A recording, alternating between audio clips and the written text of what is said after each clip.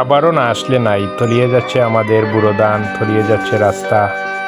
এই যে দেখেন আমাদের বাউদরন গ্রামে একটি হাওরের রাস্তা, রাস্তার কি বেহাল দশা। আসলে এই রাস্তা দিয়ে কৃষক চাষি আমরা যে বাজারে আছি প্রত্যেকে এই রাস্তা দিয়ে সোনার ফসল আনা হচ্ছে। খুবই কষ্টদায়ক, রাস্তাঘাটের কোনো পরিস্থিতি ভালো নেই।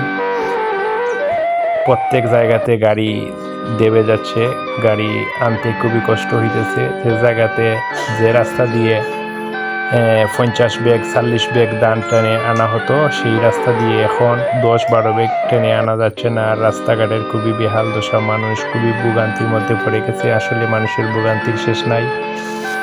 কৃষক চাষি আমরা যে বাজারে আছি প্রচুর পরিমাণে কষ্ট করতে হইতেছে। কষ্ট করেও আসলে যে ধানগুলো আমরা ফ্যামিলিতে বা বাসাতে আনতেছি, ওই ধানগুলো রোদে শুকানো যাচ্ছে না। আর রাস্তাঘাট খুবই ভয়ানক হয়ে গেছে, যে কোনো সময় গুরুতর অ্যাক্সিডেন্ট হতে পারে, এতে মানুষেরও ক্ষতি হতে পারে বা বুড়ো ধানেরও